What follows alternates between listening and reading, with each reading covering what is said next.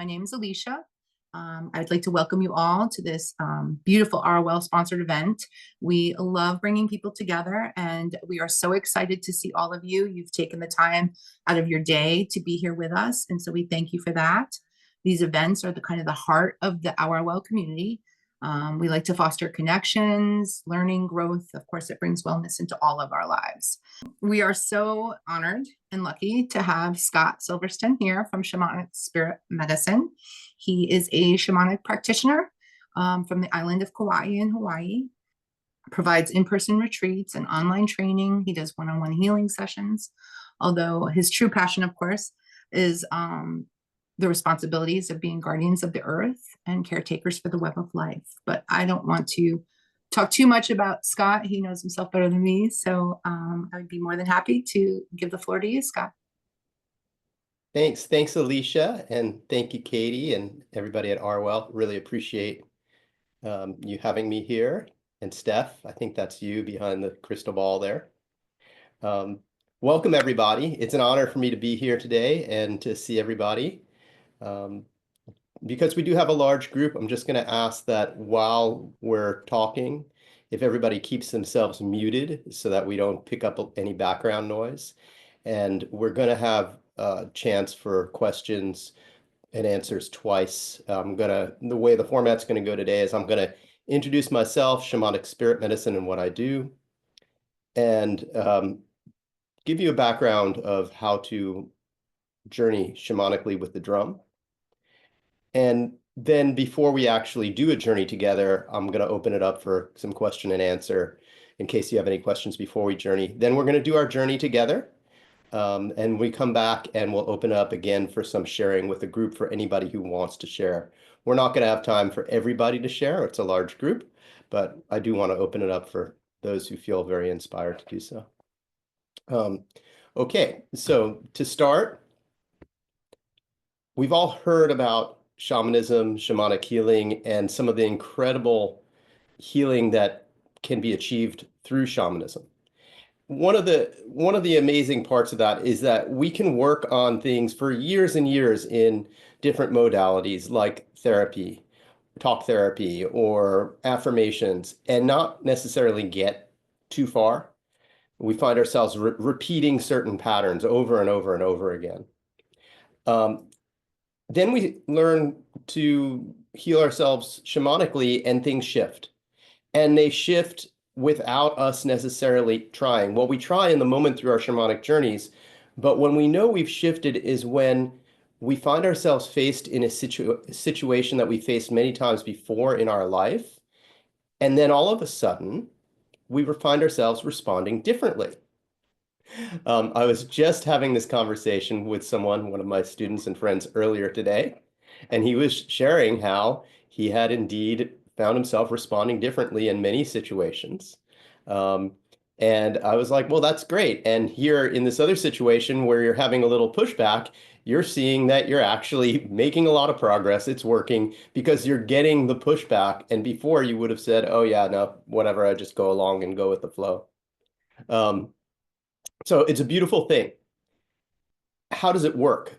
And what I want to teach you, I'm giving you the intro to that today. What I teach and what I love to share with people is how it works and how it works safely, because we've all seen a lot of retreats that are out there offering different combinations of psychotropic or entheogenic preparations, plant preparations usually, or some frog preparations. And it seems like you might be doing a great thing in that moment, but then the people come back from those types of retreats and they're very up and down, or potentially even quite depressed thereafter.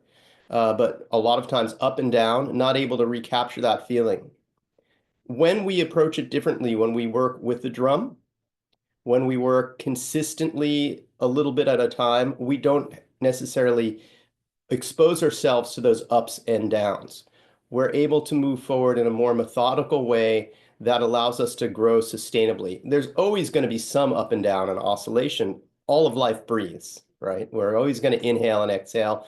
We're always going to have some days that are better than other days. But the idea is to sort of flatten that curve so that our highs and our lows, the space between our highs and lows, are not so great, especially when we're dealing with and trying to heal long-standing um, patterns or wounds that we've had, right? We don't want to go through this deep catharsis and then we feel, oh, I'm great. And then 2 days later, oh my God, I didn't quite get it all. It's going to come out in layers. That's just how life is. It's going to be layers. We're going to have to be gentle with ourselves if we're going to make progress. Okay. So what I'm going to start with now is a little background of how this stuff works. Okay. So I want to talk, and the way I learned how to explain this was about 6 years ago. My daughter was in fourth grade, and her teacher was kind enough to invite me to teach shamanism to her class and shamanic journeying. So here I am with a group of 9-year-olds and 10-year-olds. And I'm going, how do I explain what shamanic journeying is to these 9 and 10-year-olds? Well, my daughter knew because she'd been watching me since she was a little kid. She knew exactly what shamanic journeying was. But how do you explain it to these other kids who don't have um, a reference point? And I thought, oh, I'm going to talk about dreaming because everybody knows what dreams are. And the more I thought about that, and the more I thought about the dream time, which is what shamanic journeying is called in Aboriginal Australia, I thought, oh, this is exactly it. It is dreaming. It's another form of dreaming. It's conscious dreaming. So dreaming and the shamanic journey, when the body sleeps and the mind travels through the spirit world without the constraints of our physical bodies, that's the experience that we call dreaming. Whether we're sleeping or in a shamanic journey, we call that dreaming. Lucid dreaming is the experience of knowing that we're dreaming while we are dreaming. And I'm sure a number of you who are here on this call today have had those lucid dreaming type experiences. Generally, people who have those experiences are interested in things like shamanism.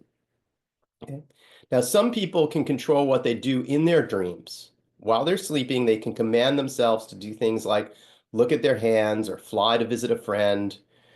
Um, Shamans call this ability commanding the dreaming attention, and Carlos Castaneda writes quite a lot about that in his work. Okay. I don't teach that because I've gotten very clear guidance that my sleep is for rest. And I've also found that there's a much easier way to command our dreaming attention because we can also command our dreaming attention in a fully waking state by learning how to travel in the dream time as a shaman. And that skill is what we call shamanic journeying. So the dream time, as I mentioned earlier, is a word used by Aboriginal people in Australia, and it describes an experience of consciously traveling in the spirit world without the constraints of the spiritual body, without the constraints of the physical body. The ability to enter the dream time is common to all human beings. We can all enter the dream time. We all have that ability. This is part of our makeup. This is how we're wired. And it's something that can be cultivated with mindful practices. So we can cultivate that ability with mindful practice. When we pursue it with clear intent, dreamtime experiences lose their seemingly random and at times intrusive nature and become powerful sources of profound healing. Okay, so rather than having a lucid dream that was really profound that happened and you're trying to get the meaning out of it and then it doesn't happen again for 3 months, okay, we can undertake this exploration consciously, okay, with a clear intent and a clear outline, a clear roadmap to doing this. And instead of becoming random and, oh my God, I had this huge experience and I got to go to work, we can actually undertake this as a step-by-step process and have the healing moving forward, building incrementally one step on top of the other. And that's what we do with shamanic spirit medicine. So shamanic spirit medicine is the practice of entering the dream time and undertaking shamanic journeys with the purpose of working symbiotically with benevolent spirits. So collaboratively with benevolent spirits to pursue clearly articulated and life-affirming objectives that bring us healing and guidance. And I'm very clear about the language I use there, okay? Symbiotically and collaboratively with benevolent spirits to pursue clearly articulated life-affirming objectives to bring us healing and guidance and balance. Okay, we have to be very clear. When we open the door to the spirit world, we get what we open. So if there's no, remember, there are no physical boundaries. There are no physical restraints. So if I open that door, I better be very clear about the intentions that I'm putting there and um, sort of the gatekeeping and the guardrails that I put there, the filter that I put there. And the way I do that is with my words and with my intent. Okay, please don't open the door to the spirit world and just go, I just want whatever spirit that shows up to come in. You're asking for the same type of treatment as if you go to downtown to Grand Central Station in Manhattan, walk around with a wad of $100 bills hanging out of your pocket and go, I just want to meet whoever I meet. Now you might be really lucky. Okay, you might. You might be that one really lucky person that meets that person, goes, hey, you got to put your money away. Let me take you to a place that's safe. Let me show you around. You might. Okay, I grew up in New York City, and I can tell you that those odds are not very high. Okay. Yeah, Nina's going, yeah, uh-huh. So I'm going to say that's probably not a great idea, and it's not a great idea to do the same thing in the spirit world. Unfortunately, I see a lot of people doing that and a lot of people advocating that. And sometimes those people have very large followings. And it's unfortunate because it can lead people who are uh, honestly searching to better themselves and help themselves down a road that isn't going to help them in the long run. So that's the discernment aspect. And as there's a few of you here on this call who have taken classes with me, you know that I talk about that quite a lot. So those of you who are new and who decide to continue with me, you will hear me talk about that a lot. Um, so what's a shaman? A shaman is someone who uses the dream time to journey to non-physical worlds in an altered state of consciousness and returns to normal waking consciousness at will. And that at will part is really important. That's almost as important or equally important as being discerning about our intention. I want to be able to come back into normal waking reality at will. I don't want to be stuck. A shaman intermediates with the spirit world in pursuit of life-affirming purposes. Shaman form collaborative relationships with benevolent spirits to help maintain health and balance within themselves, within their community, and the web of life. Alicia mentioned the web of life is a big part of my work when in the introduction, and it is, and it's incredibly important that when we undertake this work, yes, we need to balance ourselves because that's the first step. We have to be balanced in order to be able to act rightly and help in the web of life. Afterwards, we have a larger responsibility in terms of being custodians and caretakers of the web of life. So the traditional job of the shaman is to help his or her tribe stay in right alignment with the forces of nature and the forces of spirit. The skill and efficacy of the shaman was an essential ingredient to the well-being and survival of the tribe. Okay, this wasn't something that they did once in a while for fun. This wasn't a Friday night activity. This was real deal live or die stuff. Like where our people are hungry, we need to find food. Medicine person, can you please help us, guide us to find the buffalo so we can eat, right? Where shall we make our winter camp? It's the signs are that it's going to be a very hard winter with a lot of cold and a lot of snow. Where will be a safe place where our people can survive? Okay, so this was not something that was taken lightly. Shamanism and the ability to navigate in the dream time, navigate the spirit world effectively, is part of our inherent wiring for survival. It's much more than just instinct, right? Animals have instinct. This is, instinct exponentially improved because we can communicate with the spirit world and get the guidance from a much higher perspective than we may have from ourselves through our own instinct, our own feelings, and our own logical analysis. Okay. So there's a saying called the hollow bone. And the shaman is a hollow bone. The shaman is a bridge, an intermediary, a hollow bone that is a conduit to the spirit world. Shaman very rarely use their own energy.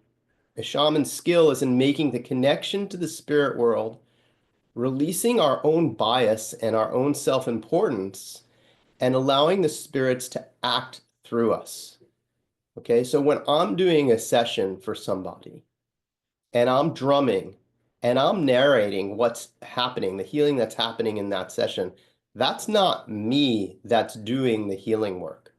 Okay, I'm the telephone wire, I'm the hollow bone. My job is to hold that space open so my guides, my spirit helpers can come through and do the healing for somebody else. Okay, I'm not doing it. I'm not doing it. My job is different. My job is I'm holding the doorway. Okay, I'm allowing that to come through. I'm also there to ask the questions, to be able to speak at communicate with the spirit world in a language that is understandable to the world of spirit, to help phrase the questions or the requests for healing in a way that will maximize the benefit and healing to the client, okay, to the person who's on the table there.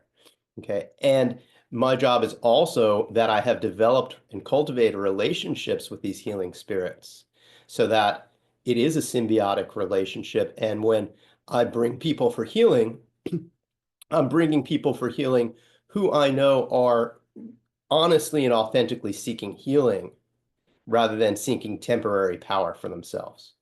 Okay, and if I make a mistake, which I don't, but if I did make a mistake in that assessment, my spirit guides would absolutely put me right away. Okay, power animals will see right through all that kind of stuff. Um, so our skill is in making the connection with the spirit world, releasing our bias and self-importance, and allowing the spirits to act through us.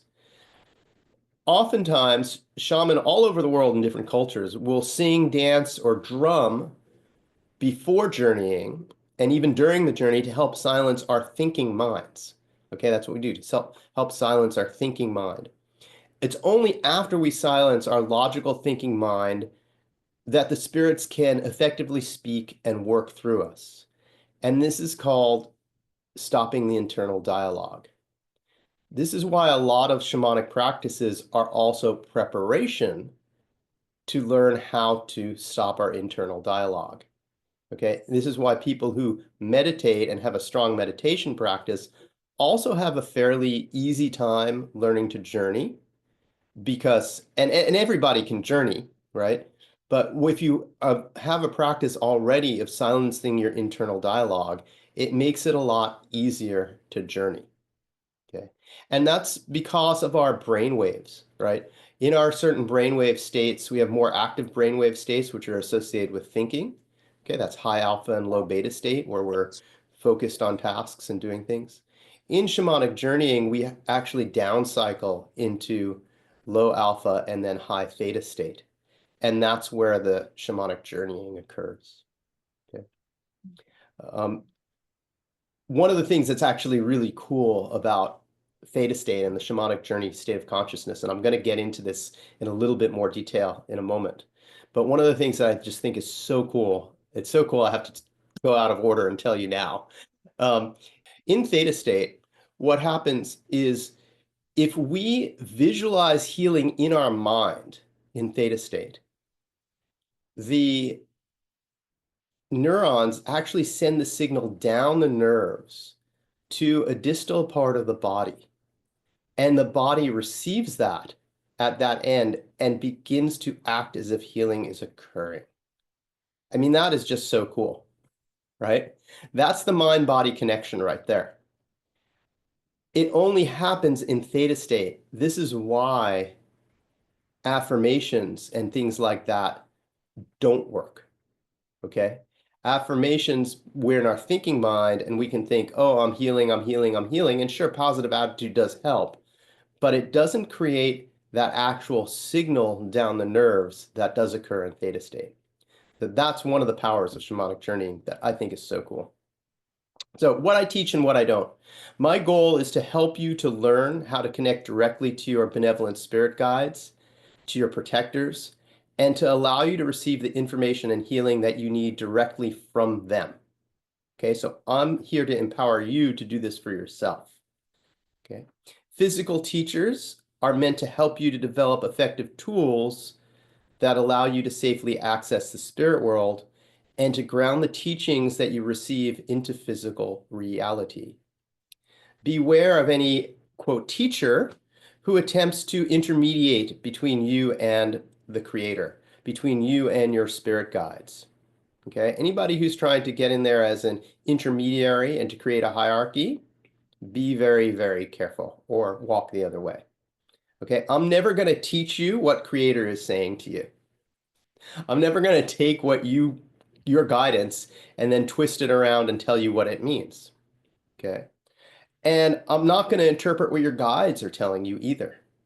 What I will teach you is a precise method for accessing your spirit mind directly and a highly effective framework for undertaking spiritual inquiry that then you'll be able to adapt and develop on your own. Okay. I'm going to give you an accurate map. I'm going to give you an accurate map so that you can make an informed choice about where you're going, about your route in the spirit world. And I'll teach you how to develop your own language for communicating with spirit so that you can clarify yourself the meaning of your own spiritual experiences. And this is one of the big things that we face in modern times, okay? Because in traditional times, in indigenous cultures, every tribe, every clan had a pre-existing language for communicating with spirit. Okay, if you grow up in such and such clan of such and such tribe, the symbology of what you saw and the things that happened in the spirit world was already laid out for you at birth. Just like if you grew up speaking English as your first language, you knew that table was table. Eventually, you learned table means a table. A phone means a phone. Okay, it was the same thing in the spirit world. Well, in modern times, um, what happened is we forgot that. It never got passed down. We come from so many different cultures that never got passed down. Okay, that never got passed down. And so we're left with this kind of hodgepodge of, oh, I saw a bear. What does that mean? Let me go find a book and find out what it means. And then you look it up and you find out that 12 tribes have 12 different meanings for bear. Okay, or owl, for example. Owl is a great example because in some cultures, an owl, if seen, um, is shown to be a really negative sign, right? They believe that that could be actually a really negative omen. In other cultures, owl is seen as being an incredibly positive sign, an incredibly positive omen. Is it good luck or is it bad luck? Well, what do you know? Well, of course, that would depend on what tribe you came from, what clan you came from, what belief system you were raised with. But what happens today if you weren't raised in any of that? What happens? You need to develop that language for yourself. And that's a big part of what I teach is how do you develop that for yourself? And the way we do that is we say, okay, you're going to ask if an owl shows up in the spirit world, what is the meaning? Why are you here? What is your teaching for me? And the beauty of all this is that the teaching for me is going to be different than the teaching for you and the teaching for the next person. We're all going to have our own different relationship with owl, just like we all may have a different relationship with another human being. Okay? Now, there are commonalities in experience, just like there are commonalities in experience with a given human being, right? I might be friends with somebody, and you might be friends with them too, and we might have different relationships, but we can also agree that that person has certain personality tendencies. Okay, so it's the same thing. We're working on developing our language of communication with the spirit world, because for most of us, we don't have that. We never learned that growing up. So we have to start at that place and develop that language. The beauty of developing that language is that once we've developed that language, we are no longer vulnerable to being misled. Because a lot of times people, a lot of times even unintentionally, will say, oh, no, no, no, no, it doesn't mean this, it means that.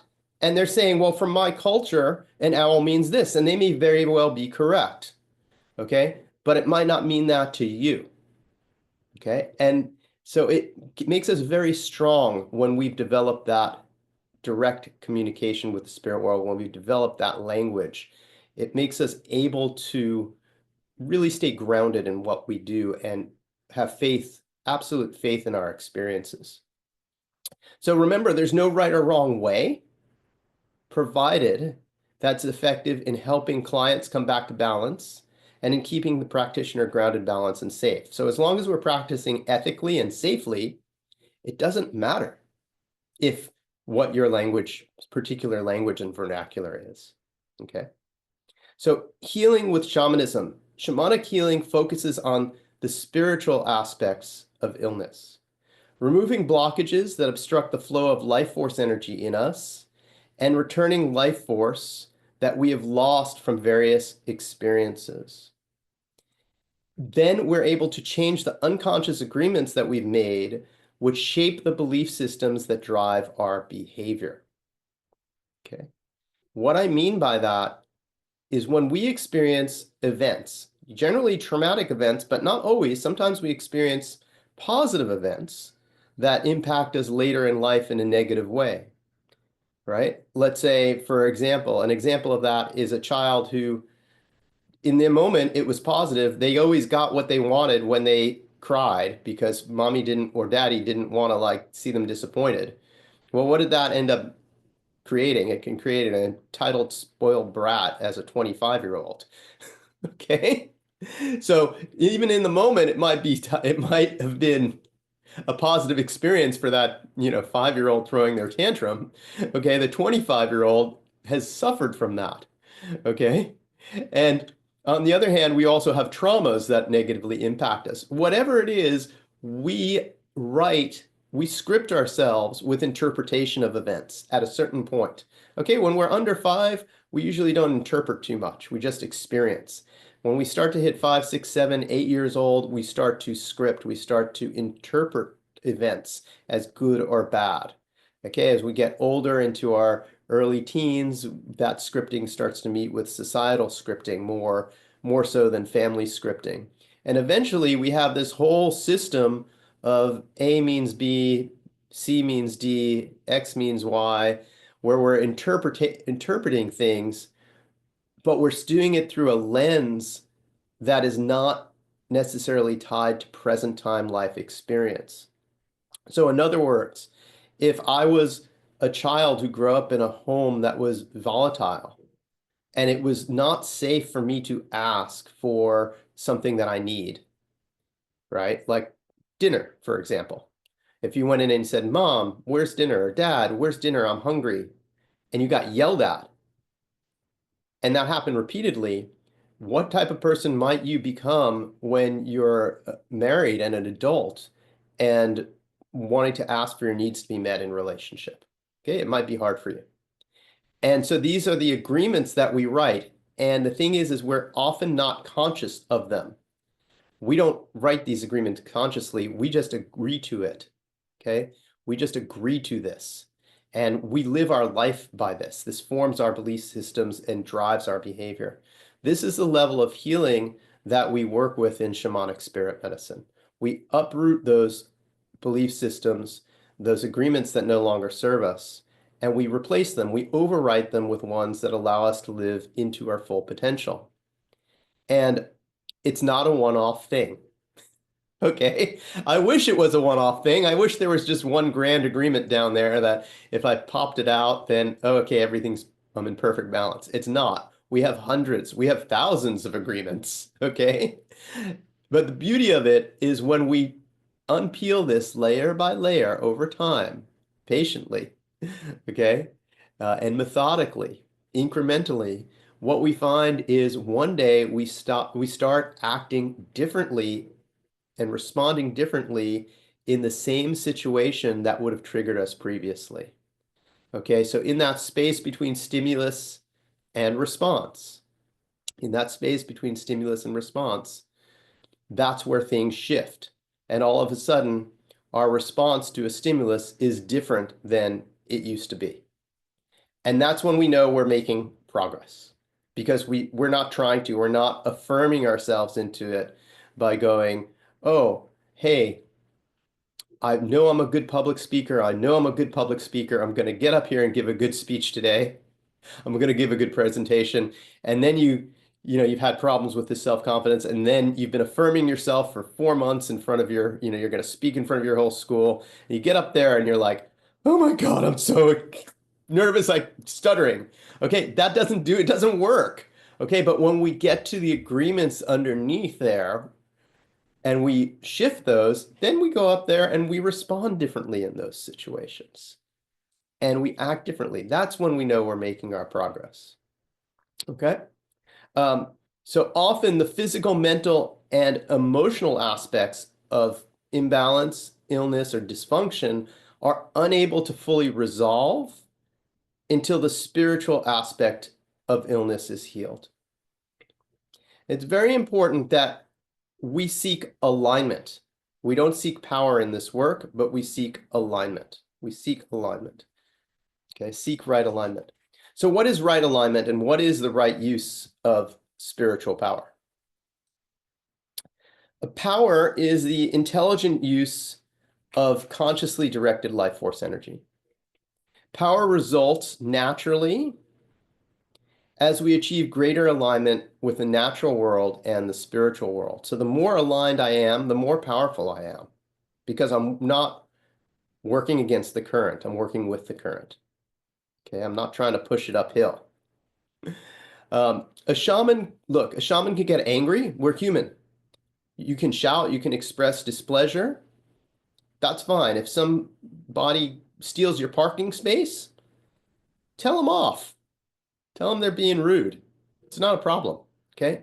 But a true shaman never uses spiritual power in a knowingly parasitic manner. So don't go home and get your drum and get back at that person who took your parking spot. I know you're laughing, but people do that, okay? So I'm laying it out here at the beginning to tell you what's acceptable and what's not acceptable, and that is not acceptable, okay? That's dark medicine. That's dark sorcery. That's black magic. That's bad medicine, okay? And a person who uses spiritual power with the intent to cause harm will lose their power and suffer negative consequences because the forces that one must invoke to cause harm in the spirit world are inherently parasitic. And you don't want to invoke inherently parasitic forces into your life through the spirit world. Okay? Someone who does that and thinks that they are controlling those forces is fooling themselves because a parasite is a parasite. And humans are food sources for spiritual parasites. So as long as you're useful and bringing more food, the parasite's going to pretend to be on your side. And that moment when you're no longer useful is the moment that you become the food. Okay, so this is important to understand because there is a lot of misuse out there. Okay, now, please understand it is also 100% acceptable to use spiritual power to defend yourself, learning to distinguish symbiotic, collaborative, life-affirming forces from parasitic ones, and developing the skills to banish those parasitic forces from our life is essential to maintaining our health and wellness while practicing shamanism and in life in general. Okay, we don't, even if there's non-spiritual parasitic forces around, do we really want them around? No, probably not. Okay. So now I'm going to talk a little bit more about consciousness and our perception of reality. So there's what we call physical flesh reality. This is sometimes called ordinary reality. It's the reality that we experience in the physical world while in a state of normal waking consciousness. Our experiences in physical reality are governed by the laws of Newton. Okay, you hold something, you let it go, it's going to fall. Okay, that's normal flesh reality. Okay, this is where we're here in normal flesh reality right now. Okay. The dream time or spirit reality, sometimes called non-ordinary reality, are aspects of reality not bound by the constraints of the physical world. And we experience these realities in states of consciousness that are distinctly different from ordinary waking consciousness. Okay, I don't have those experiences when I'm changing the tire on my car or doing my taxes. I hope. Okay, please don't have non-ordinary experiences while you're driving down the freeway. It's not safe. Okay. Um, these types of consciousness include things like intuitive awareness, dreams, hallucinations, psychosis, as well as shamanic journeys. Okay, so what is termed non-ordinary reality or dreamtime reality, spirit reality, is a whole panoply of different types of experiences, and shamanic consciousness is just one of them. Okay, so we have to be clear that we're going for a very specific state of consciousness. Look, we can conjecture about the nature of quantum realities in the spirit world with our logical mind and our physical flesh reality, but we can actually only directly perceive and experience them when our brainwaves pulsate at frequencies that allow us to enter the spirit reality of the dream time. It's only when we downcycle to theta state that we directly experience these types of reality. Okay, so what we're learning is the ability to switch into and out of theta state at will and command ourselves in and out there. That's really important. Okay, that's what we're learning how to do. Entering the dream time.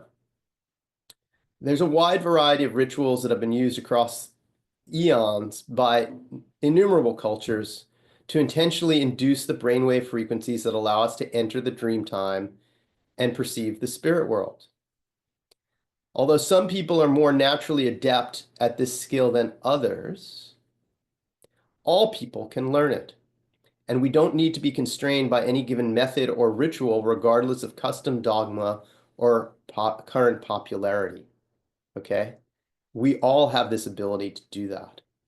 Learning to enter the dream time safely and effectively is the first and most fundamental step in learning shamanic spirit medicine. And I want to take a moment here to talk about traditionally, if you lived in a small clan group, your group of people was maybe 80, 60, 80, 100, 120 people. Okay, humans living in nature. I'm not talking about the grand cultures like the Incas or the Mayas who lived in big cities. I'm talking about nomadic clan groups where there wasn't ritualized, organized religion, but clan groups that lived close to the earth and had medicine people, right, living with them. Okay, 60, 80, 100, 120 people. That's about the size of a human, quote, herd, if you will. Okay, so a herd of humans would be between 60 and 120, sort of like the size of a large pod of dolphins. Okay, now in order to survive, we had to divide, we learned as humans something called the division of labor. Okay, so just because everybody knew how to build a house didn't mean everybody was building a house and nobody was out getting food, right? And just because everybody might know how to get food doesn't mean nobody built houses or made fires either. Okay, so you build the fire, I'll fix the roof, you go hunt, you watch out after the kids, you take care of grandma. Okay, it's pretty straightforward stuff. Well, do you think you could have had 120 shamans? Probably not. They're all sitting around drumming, thinking about, getting downloads about where the food is. And nobody's doing anything to go get the food. Okay. So you don't have 120 shamans in a clan of 120 people. You have two. Okay. And so naturally, they're going to select the people who are most adept to do this work, to be medicine people. Okay. That doesn't mean that each individual didn't have the ability themselves for shamanic journeying. That didn't mean that each individual didn't speak directly to the spirit world and dialogue with the spirit world directly. They did. The hunters most certainly did all the time. People did all the time. They would wake up in the morning, give thanks to Creator, give thanks to Mother Earth. If they were harvesting something from the woods, they would talk to the spirits of the tree and give thanks before harvesting. Okay? Now, only one or two are medicine people because you had to have people hunt and make the fires and take care of the kids, et cetera, et cetera, et cetera. Okay, so when you hear things online or elsewhere, oh, you can't be a shaman unless you were designated by your tribe to be a shaman? Well, yes, if you still lived in a clan group with your tribe, that's correct. But we don't. Okay. I don't see anybody here on this Zoom call who's living in a wiki up right now. Doesn't look like it. You guys are all living in houses with not made out of twigs. Okay. So we can adapt. Okay, we can learn this for ourselves. It doesn't mean that you have to go on to be a medicine person. Maybe you're just learning this for out of your own interest, or because you want to pursue some self-healing, or maybe you're learning this because you do want to become a medicine person and help people. Okay. Um, so shamanic consciousness, as I was saying, is a specific state of consciousness achieved when one enters the dream time to access spirit reality for a specific reason. Okay, it's not a random occurrence. We enter shamanic consciousness when we have a specific objective, we have a reason, we have a purpose.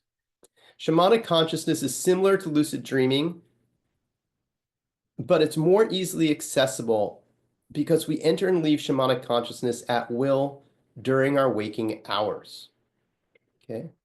Another distinction between shamanic consciousness and lucid dreaming is that when we purposefully enter shamanic consciousness, we have far greater agency to act in alignment with our stated intent. Okay. In a lucid dream, we know that we're dreaming, but we're very limited to the degree in which we can control our actions or perform our conscious intentions within our dream.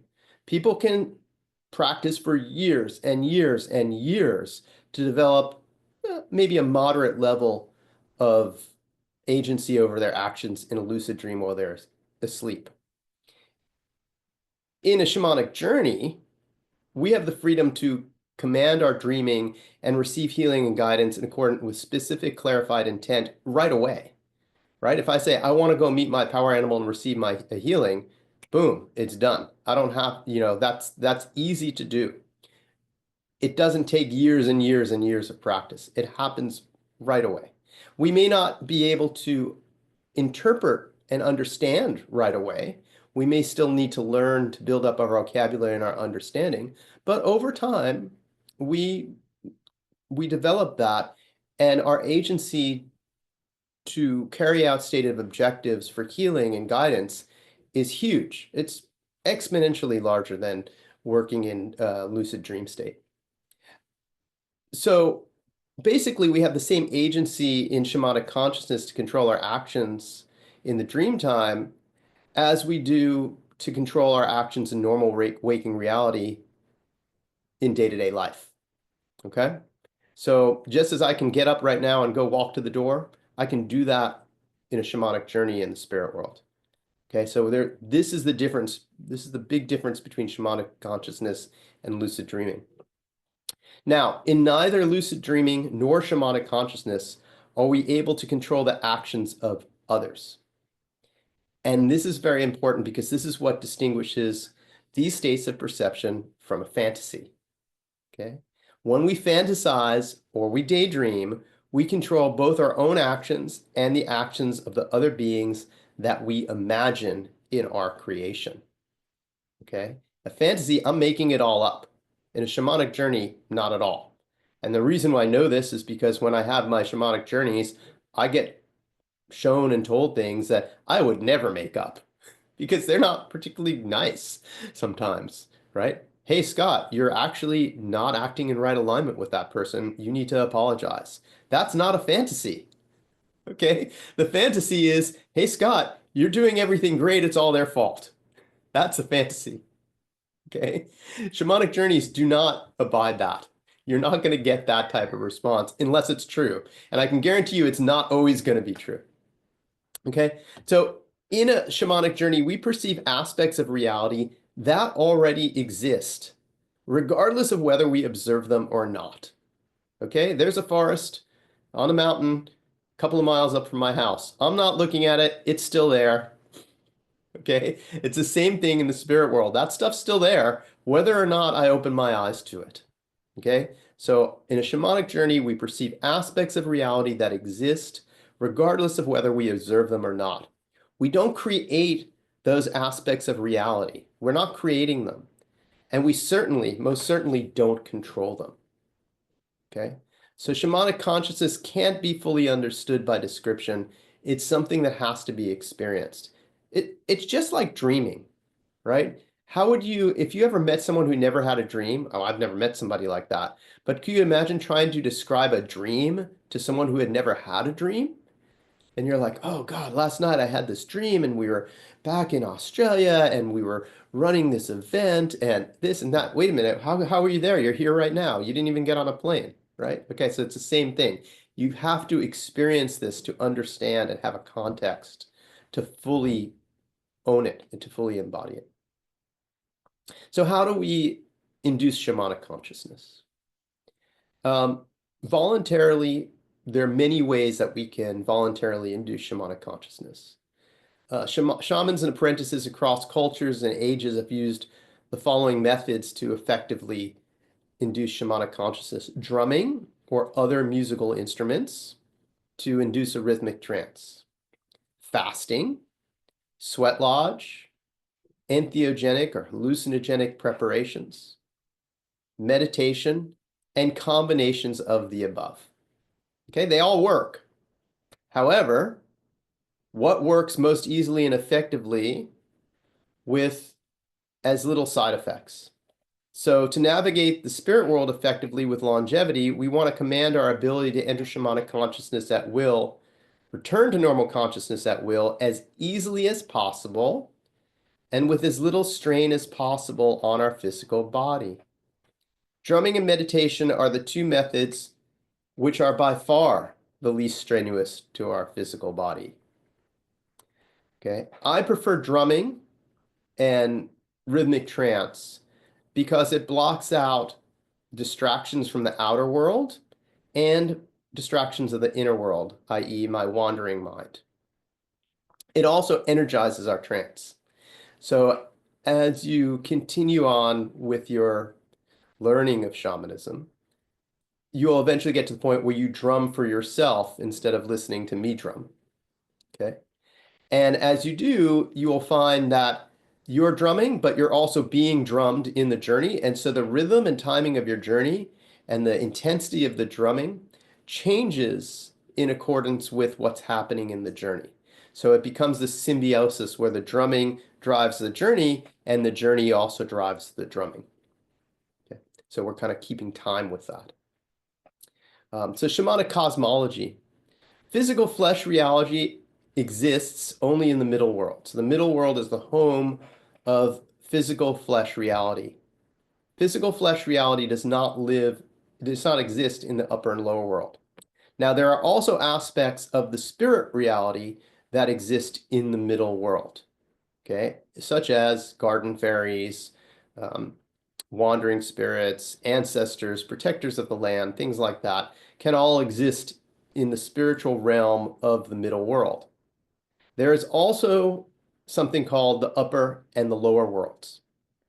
And the upper and lower worlds are purely spiritual domains.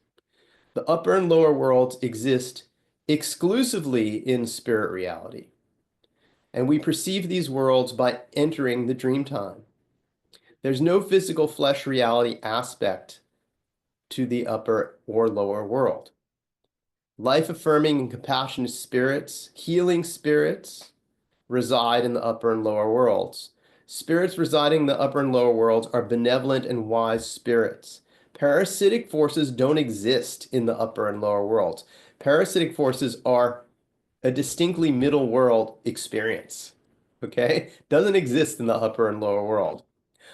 Therefore, all beings that one encounters in the upper and lower worlds are truthful and life-affirming. And the upper and lower worlds are safe spaces in which to receive deep and vulnerable healing. Now, the middle world is not necessarily the same deal, okay? Middle world spirits are not exclusively life-affirming nor trustworthy in the same way that upper and lower world spirits are. Middle world spirits can be helpful and protective. This is true. But there are also middle world spirits that are parasitic and maybe lost, wandering, mischievous, or even malicious. Okay? So rather than being walking around Grand Central Station with a wad of $100 bills, you're just wandering around a city street somewhere or a nice neighborhood, and you may meet a nice person or you may not. Okay, so you're in kind of better odds, but you're still not assured of meeting somebody who's going to be a benefactor. Now, some middle world spirits may be protectors of a specific people or culture or place, but hostile to most outsiders, especially any outsider who does not ask permission, walk with humility, or pay respect when entering a spiritually active area, right? So if you were to, say, go to New Zealand and you want to enter the Marae, which is the Maori temple there, you would have to be welcomed and chanted onto the Marae. You don't just walk on and go, hey, I'm here. They're not going to happen. Those spirit protectors that are there are very protective and they're not going to take kindly. Now, if you're a member of that tribe or you've been invited on by that iwi and they've invited you onto that marae, then there will be a protection there. So you can see how these spirits can be both benevolent and protective on one hand and also highly protective and hey, get away on the other hand. Okay, so venturing into the spiritual domain of the middle world requires significant discernment, just in the same way as navigating a large and foreign city in physical flesh reality requires discernment. It's not a place to idly dabble or open oneself to whatever arises. We don't invoke random spirits for fun.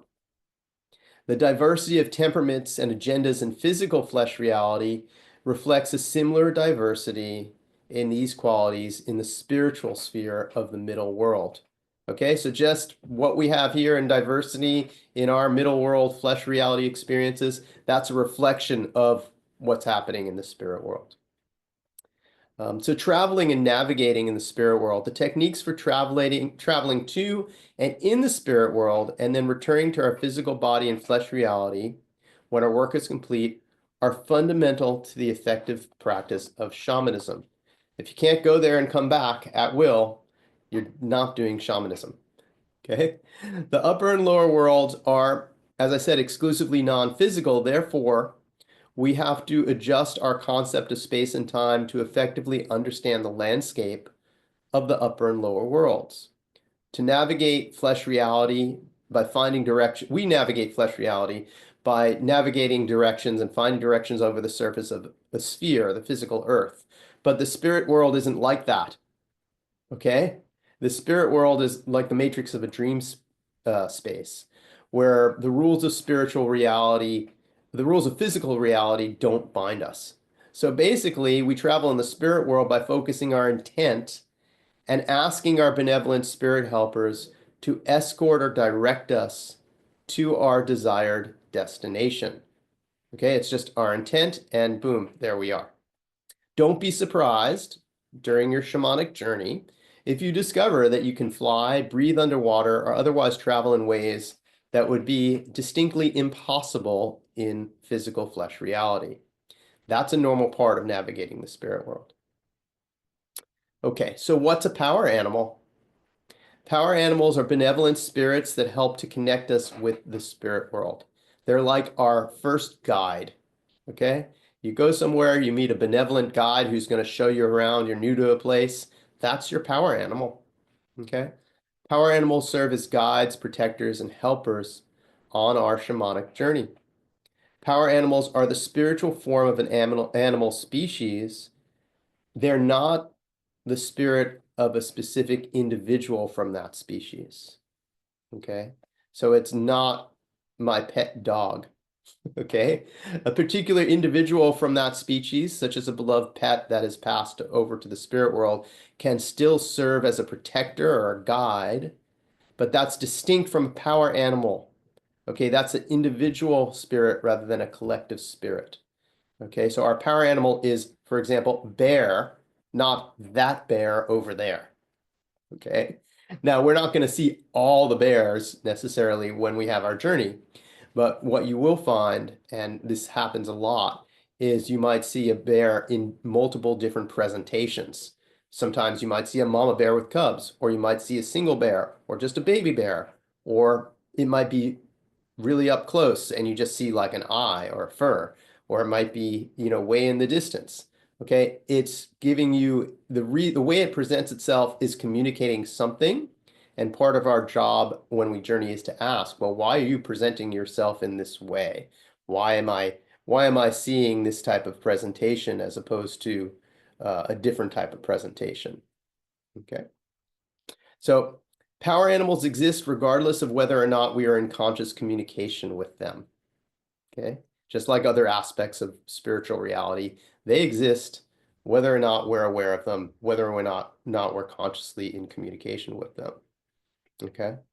Now, conscious communication with our power animals and expressing gratitude to them enhances our connection and it increases the protection that we receive. However, power animals do not require patronage, okay? You don't need to tithe to your power animal, okay? You just show respect and gratitude. Okay. Now, if someone has bear for a power animal, we might say that they have, quote, bear medicine. We can have multiple power animals that surround and protect us.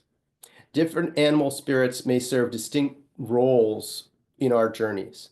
Okay, so some of those animal spirits may act as our guides, some as our protectors, and some may assist us in performing healing session work. Okay, so we will, as we continue our journey with this work, we'll discern and we'll be shown, oh, call on bear for this, call on turtle for this, call on, right? And that's going to be different for each person. Each person's going to have their own relationships. And some people, they might just work with one power all the time, one power animal all the time for everything. And other people might work with a whole panoply of power animals. Okay. As we proceed in our journey of life, when we consciously work with diverse types of spirit animals and learn to integrate their healing and wisdom, we generally will acquire more power animals. I mean, after all, we're supposed to connect with the web of life as human beings and be custodians and caretakers of the web of life.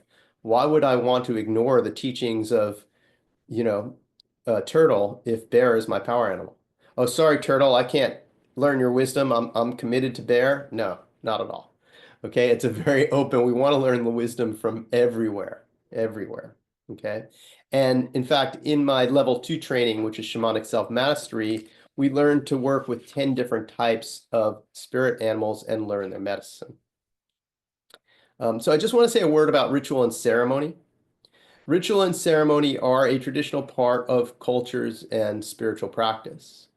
In addition to the preservation of the cultural traditions and the wisdom carried by that ritual and ceremony, one of the primary purposes of ritual and ceremony is to signal to the practitioner that it's time to shift consciousness, to shift awareness from the world of day-to-day flesh reality to the world of spirit, to transition from the logic mind to the spirit mind. Okay, so you go to the same place and you do the same thing over and over again, it cues us. Okay, and one of the things that we do here in our in-person workshops and our shamanism retreat on Kauai, um, towards the end of the retreat, we do a journey where we work with partners. And we do this journey online too, but we do it differently in person. In person, when we work with partners, I say one person journeys and the other person stays in their physical body. Okay, you guys who have been here remember doing that when we do the power animal retrieval journey. And if you remember on day 1 of the retreat, everybody is there going, I don't know if I'm going to be able to journey. I don't know if I can do this. And sure enough, most people do. By day 2, people are starting to get confident. By day 3, we're getting more confident, but there's still sometimes a little doubt. Okay, by day 5, I start my drumming, and invariably, half the group that's supposed to not journey comes back after the journey. We come back after the journey and goes, man, that was really hard to not journey when you were drumming. Okay, so that's the thing. We condition ourselves to do something over and over again, and that entrains us. Okay, this is what ritual and ceremony is. Okay, and this is one of the reasons why it's important to entrain ourselves to a way of entering the spirit world that gives that's sustainable long term, that doesn't impact our health and longevity in a negative way. Okay, so like me, I'm a parent. I need to meet with teachers. I have a lot of responsibility. I need to drop my kid at the bus, pick her up at the bus, et cetera, right? Imagine if I had to take ayahuasca every time that I wanted to journey. That would really limit me. Okay. Oh, sorry, honey, I'm driving a little weird coming home from the bus today, right? You can't do that. Okay. So when we learn to access the spirit world with a drum, it makes it a lot easier to then put down the drum afterwards, go, oh, I gotta go pick up my daughter at the bus right now. Okay, that's cool. Right? It's not a big deal. Okay.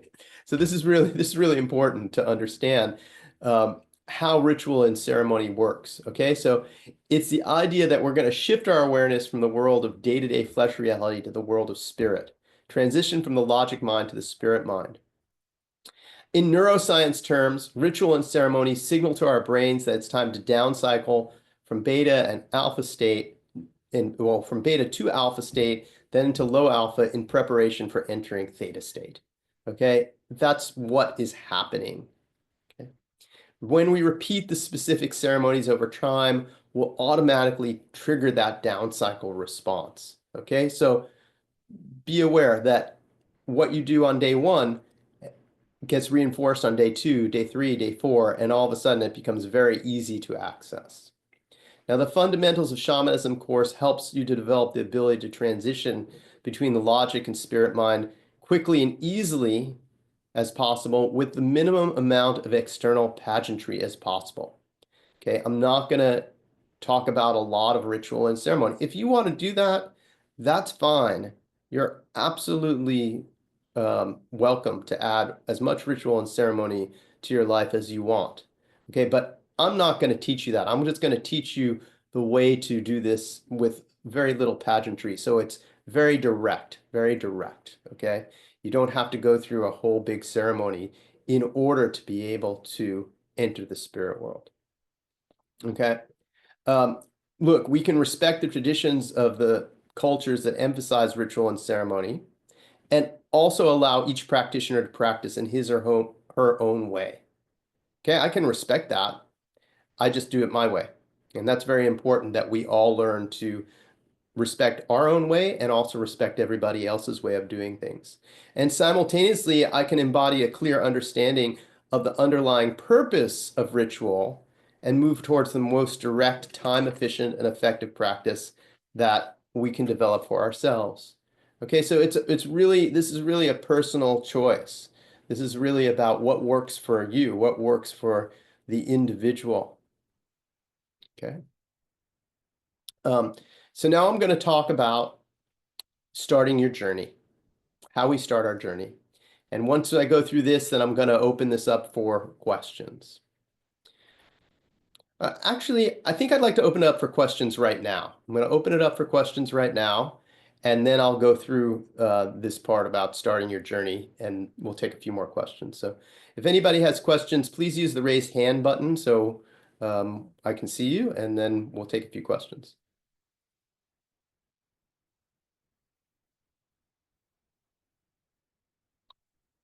Do I see a question down there, Alicia?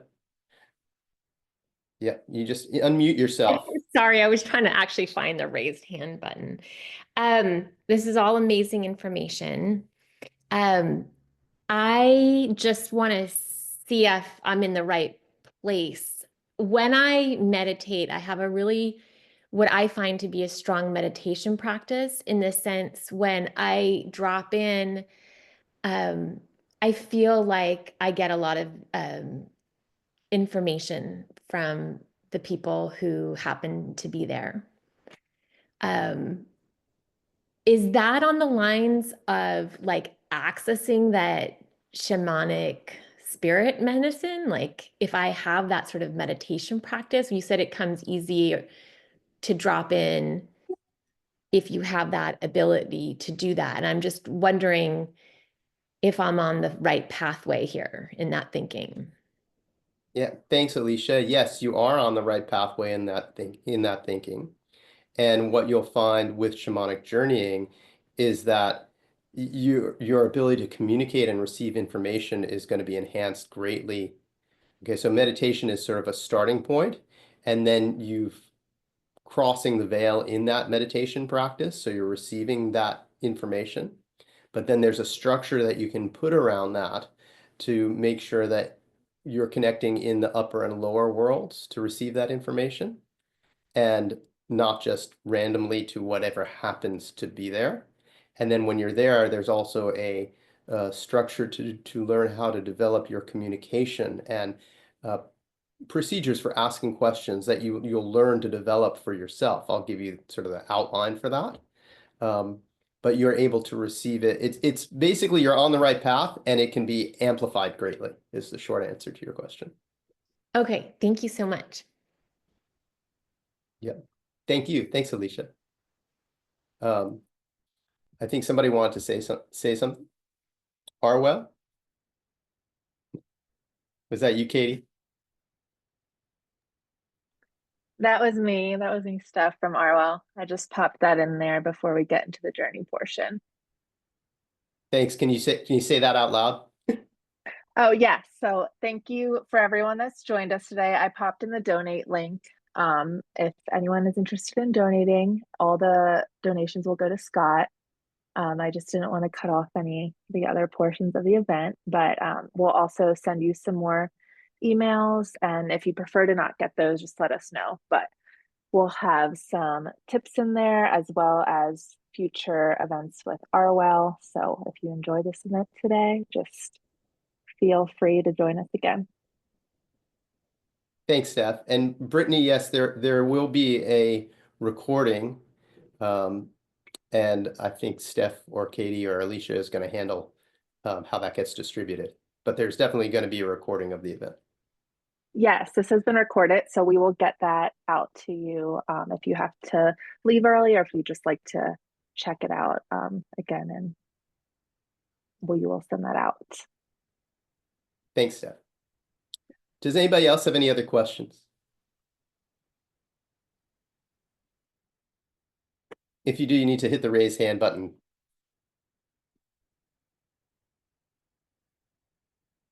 Okay, so I'm going to continue on. So when we start our journey, I want everybody to pick a starting point. As a starting point for your journey, okay, please pick a place in nature, a place that you've been in physical flesh reality, a place that you've actually visited with your physical body. So today we're going to be going to the lower world. So I want you to choose a place that invites a downward feeling that will serve as an opening to the lower world, okay, such as a cave, a spring, a lake, a hollow of a tree. You could go down the roots of a tree, something like that. Does that make sense to everybody? So take a moment right now and really feel into what type of starting place you would like. And it should be a place that you've visited, a place that feels good to you, a place that invites a downward feeling. So this is the place from which you will leave when you journey to the lower world. And every time you journey to the lower world, once you've established your starting point, you're going to leave from the same space.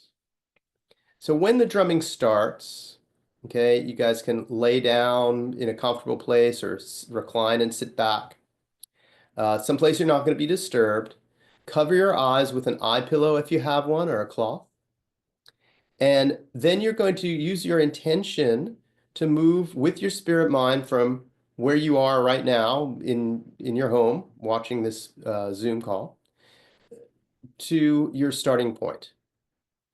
Once you're at your starting point, then you're going to use your intention to descend down from your starting point, okay? And you can look for a tunnel. Many people see a tunnel going down, a tunnel or a tube. And you're going to go down, down, down, down, down. You're going to go and descend down that tunnel and tube into what is called the lower world.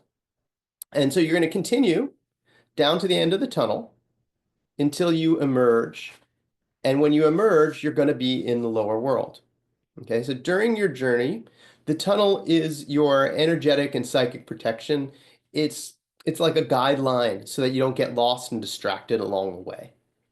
Okay. Once you exit the tunnel, you can confirm that you're in the lower world and just say, am I in the lower world? Okay. And if you get a yes, then you're going to proceed with the intention of your journey. If you get a no, then ask to be taken or guided to the lower world, ask to continue your journey until you receive confirmation that you are indeed in the lower world.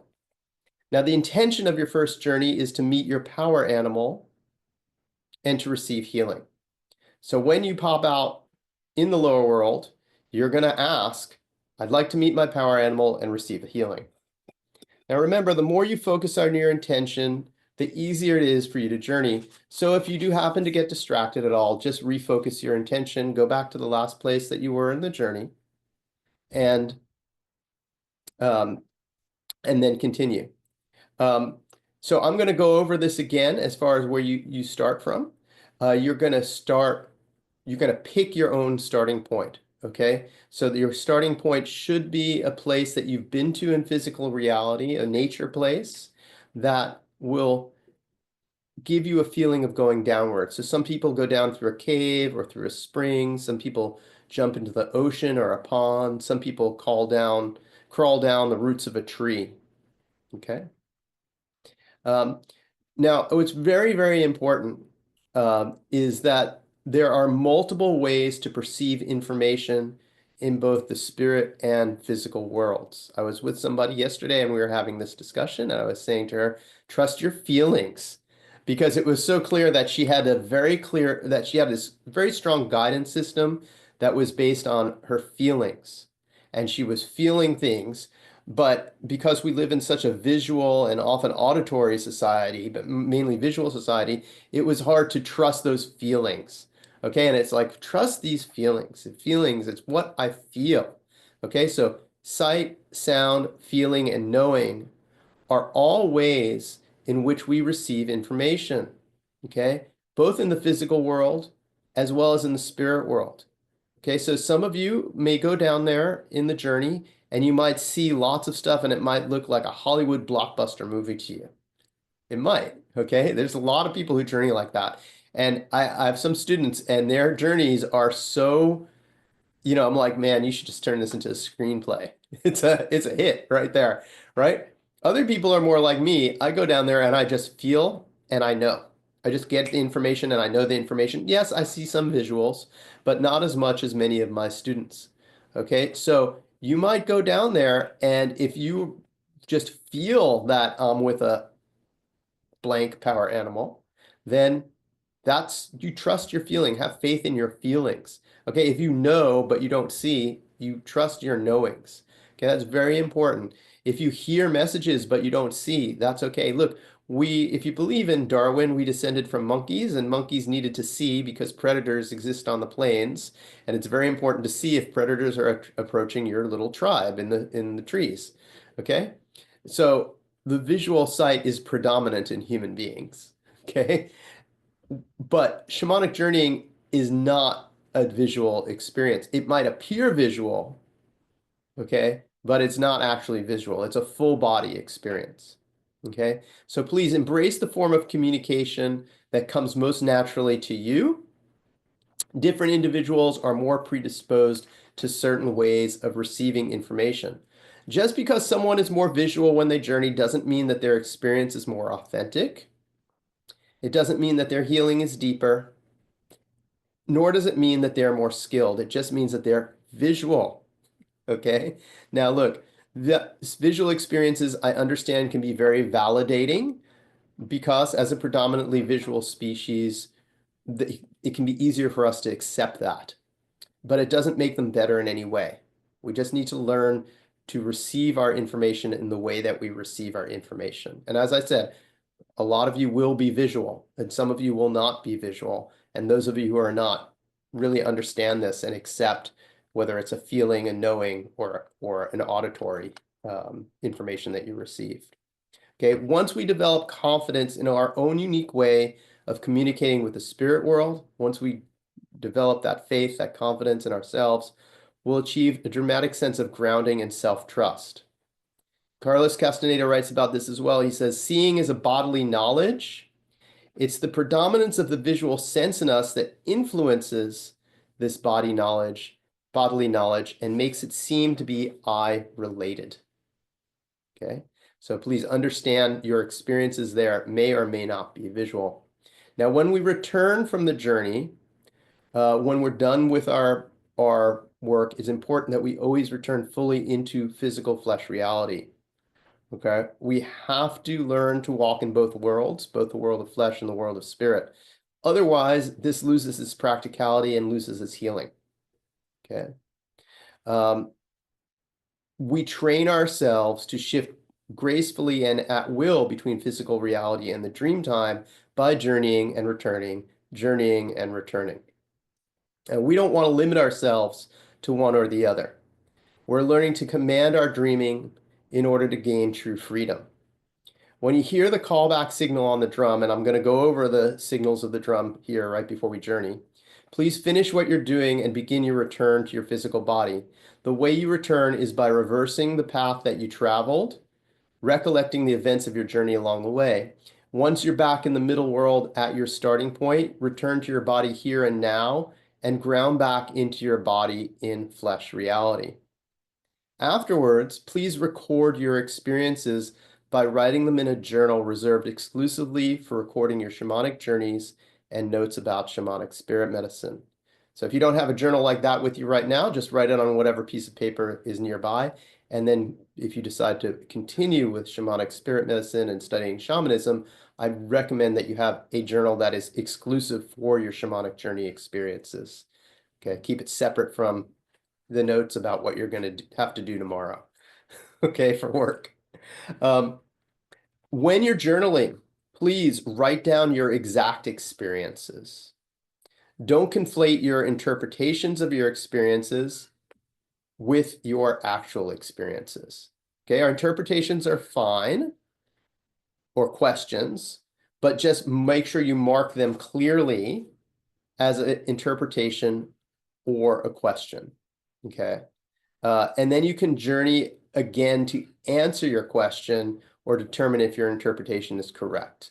Okay, and that's a very, very important piece of this, right? We don't want to conflate our interpretation with our actual experience. It's important that we journal our experience as objectively as we possibly can, because if we misinterpret it, we can base our actions incorrectly, right? So we want to, then we'll go back and we'll check, is my interpretation accurate, or is my interpretation not accurate in this situation?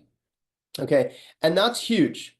Okay, that's huge, because traditionally it's always been done that way, right? If a vision was received by a member of a tribe and it was a big vision, an important vision for the tribe, that person would come back and dance or explain that vision to the elders of the tribe. And they wouldn't go right away like, oh, that means we're all going to have to get up and move over here. No way. They would sit there and they would counsel, often for days, until they had consensus about what the meaning of that vision was. Okay? So understand it's important just to have an accurate description, and then the interpretation meaning of that may come later. It may come right away, but it may also come later, and it may also come in waves where you have part now and part later, and additional levels get revealed over time. Okay, so now comes the part where we're going to do our journey. And before we journey, I want to check if anybody has any other questions.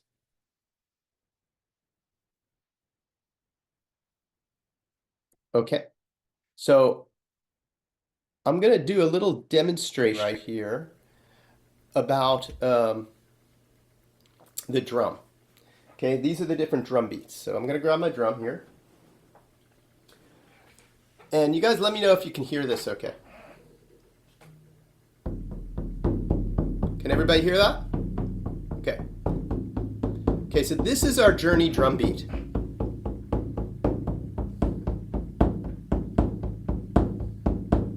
When we're journeying, this is the drum beat that you're going to hear. Okay, a very steady beat, one time, and the idea is to entrain with it and ride the drum, just like we're riding a horse, or a buffalo, or a bear, whatever we're riding. Okay, and this drum beat is going to carry us down into the lower world. When it's time to end your journey, you're going to hear this.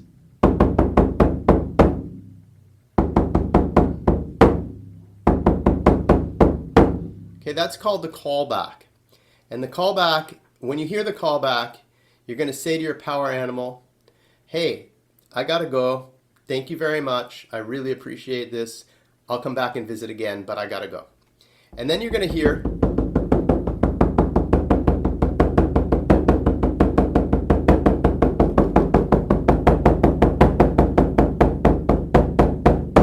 and that's the return beat.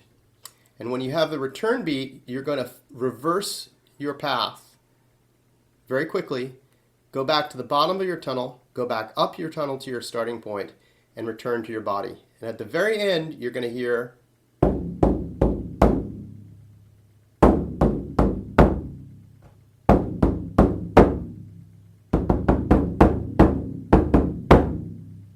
and that's the grounding beat, and that helps you ground back into your physical flesh body. There is a drum link for those who want to journey more on their own on my website. It's a free download that can be sent out later. Okay, so here we go. The journey to the lower world. We're going to look for our power animals in the lower world. So again, you're going to go to your starting point,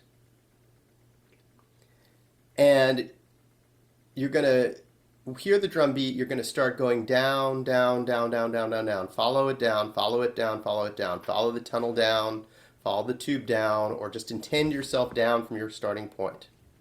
Once you get out of the tunnel, ask, am I in the lower world? Once you have confirmation that you are in the lower world, call out and ask your power animal to meet with you. When you sense, i.e. you see, hear, feel, or know that something is near you, ask, are you my power animal? Okay, if the answer is yes, thank your power animal for being there for you and ask to receive a healing from your power animal. If the answer is no, ask whatever you encounter, or whoever you encounter, to take or direct you to your power animal, and repeat that process until you meet with your power animal and it acknowledges positively that it is your power animal. Once you have met with your power animal, thank your power animal for being there for you and ask to receive healing for your power animal. Okay?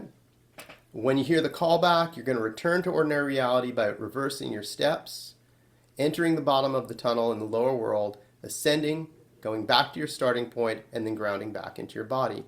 Immediately after your journey, we're going to take 5 minutes so that everybody can have a chance to write down what you experienced in the journey. So the journey this time is very simple. It's an introductory journey. You're going to journey to the lower world, go down, start at your starting point, go down, down the tunnel, down, down, down, down, down. Exit in the lower world, call out and ask, I'd like to meet my power animal and receive a healing. Will my power animal please come meet me? Once you know positively that you've met your power animal, ask to receive a healing, and you'll have the healing. Okay? Here we go.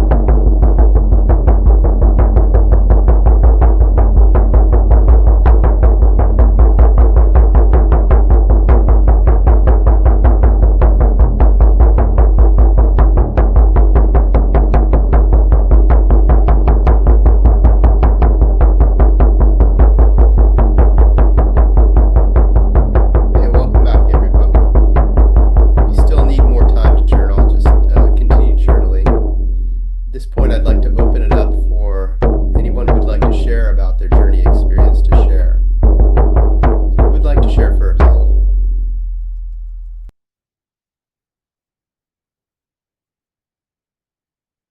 Go ahead, Alicia. Hi. Okay. Hi. So, I went down the root of a tree and landed in the lower world, which was like cold and dark, but I was sort of like dancing to your drum a little bit. And I was searching, like, is there an animal? Is there an animal? And I got this like, it looked like an eagle. And then I was like, well, what kind of eagle? Like, and it landed on a bald-headed eagle. And interestingly enough, today I was started like a yoga teacher training, which was like about like polishing like the top of our crown a little bit. So the bald-headed eagle, it was kind of funny that that was coming in a little bit. And then I was like, well, why an eagle? Is there a message? And I couldn't get one. And I was like, well, is there another animal out there? And I was searching, and then there was like this beautiful giraffe, like with a really long neck and beautiful orange fur, and it was just chewing, like with its mouth, kind of like watching me and like digesting, you know. And I was like, do you have a message? And I couldn't get one. And then I sort of landed back at the eagle. Well, did you come in a certain way? Like, it wasn't like it was flying. It was almost like kind of not a picture, but almost like that type of bird that sits on somebody, like a parrot or something like that. And it was like, well, what's the message? And it was like, you're not ready to fly. You're almost there. And then it was like humility and let go were two words that kind of came up for me. And then that was sort of the journey. Beautiful. Thank you for sharing that. And did you ask to receive healing as well from your power animal? No, sorry. Dang it. Okay, so you got guidance, and that's okay. You can always journey again and ask to receive healing. Okay. And that part about well, you were saying polishing your crown. So that opens our ability to connect to the spirit world. But with all our chakras, it's important that we have the facility to open and close those chakras at will. So they're supposed to function like an aperture. If you remember when we used to have film cameras, and then the lens would open and close to let in a certain amount of light. So that's actually really important that we do that with all our chakras. We don't want to always be wide open or too closed. So just to know that as you're working through those practices and those trainings, to be aware with all your chakras about that. Thank you. Thanks, Alicia. Susanna. Hi, thank you very much. So I jumped in the ocean, and I was going through the tunnel. My heart was all of a sudden my heart was beating really fast. As soon as I landed, I asked if this was the lower world. It was yes, and right away I had this beautiful deer with horns that were very large horns. And I asked for healing, and I got around my abdomen area, and it happened pretty quickly in the drumming, so I had lots of time with it, and sharing gratitude, and actually started to remember that as a kid I would see deer in my backyard hop in and hop out, and it's something that has followed me throughout my life, actually. Yeah, it was really beautiful, and I was able to communicate a little bit out of curiosity, asking some questions, and it was really just,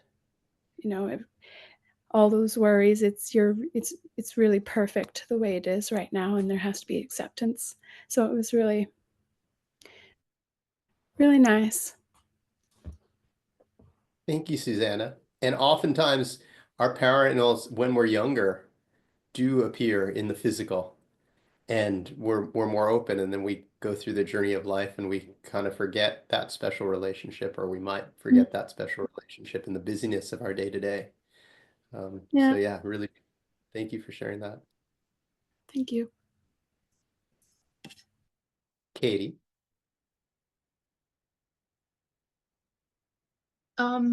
I went down into the ocean. It was like a beautiful blue whirlpool.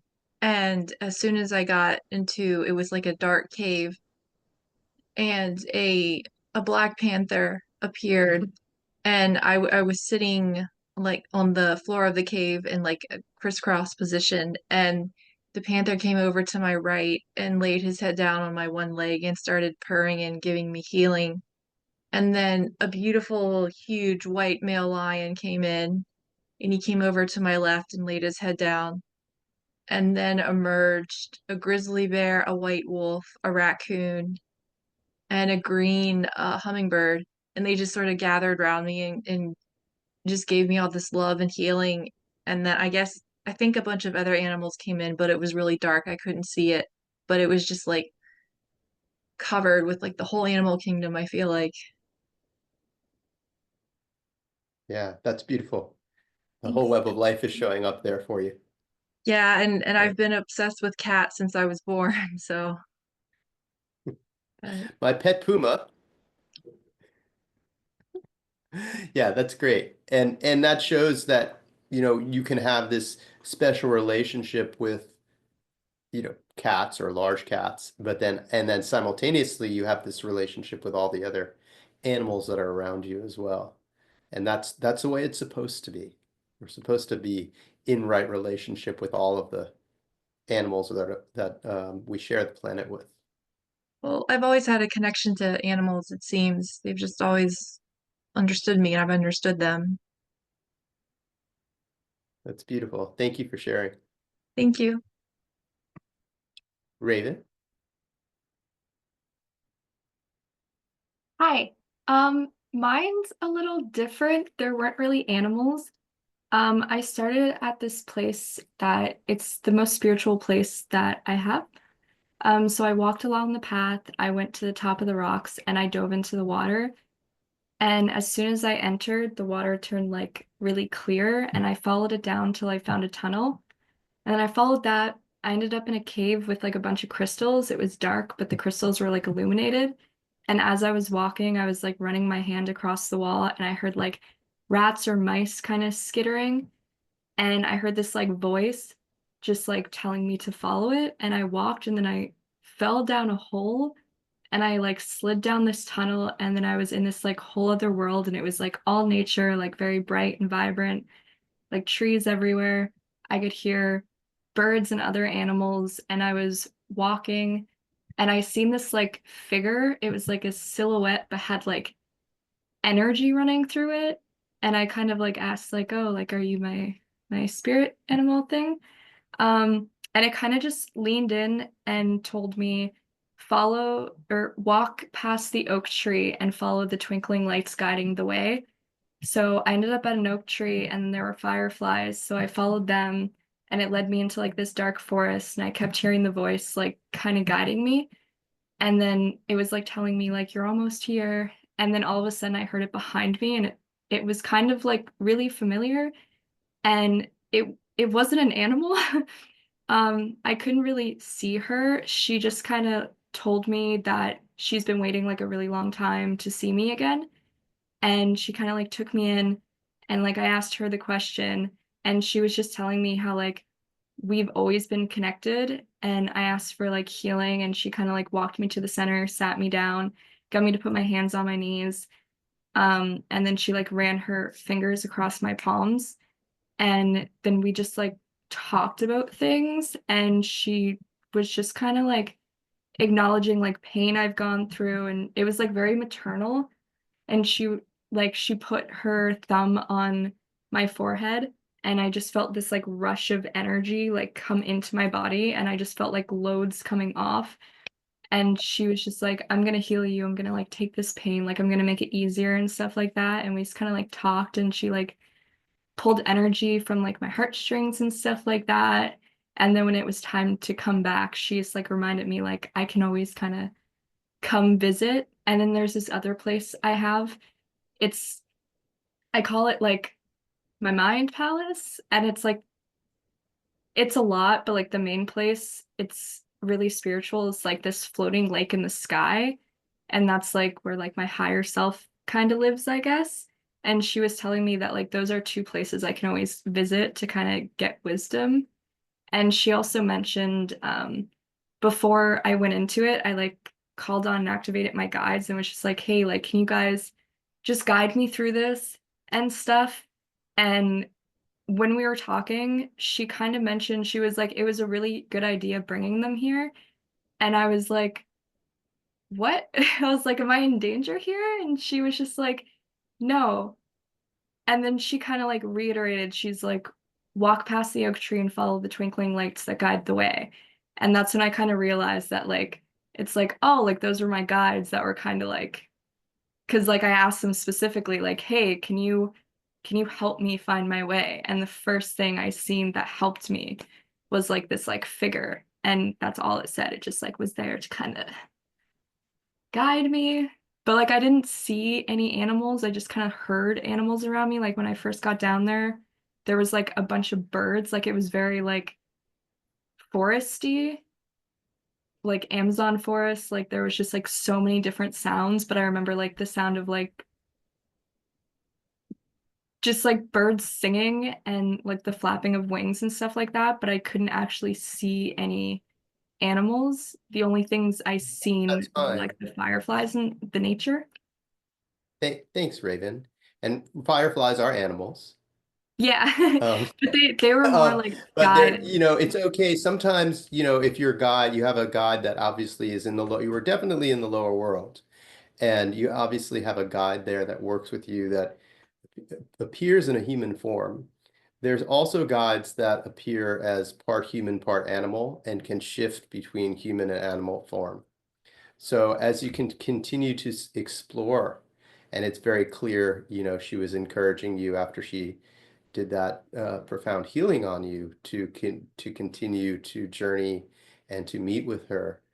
You can explore later and ask questions. Well, why are you appearing as a human rather than as an animal?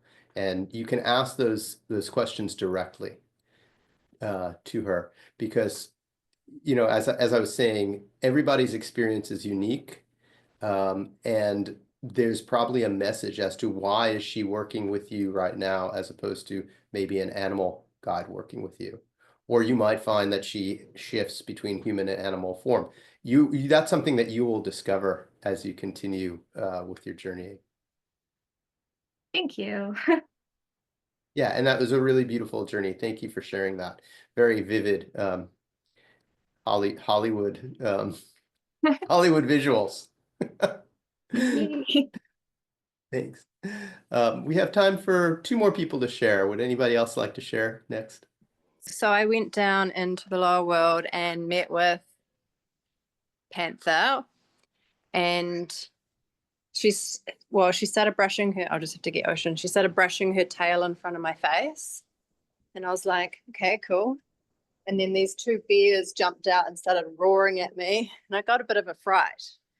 And just for a second, I was like, am I in the right place? And then she was like, trust. Just hear them, hear the roar. And so I just let it kind of move through my body, and I could feel that on a physical level, which was really beautiful. And then it was kind of like all the animals that you'd almost talked about.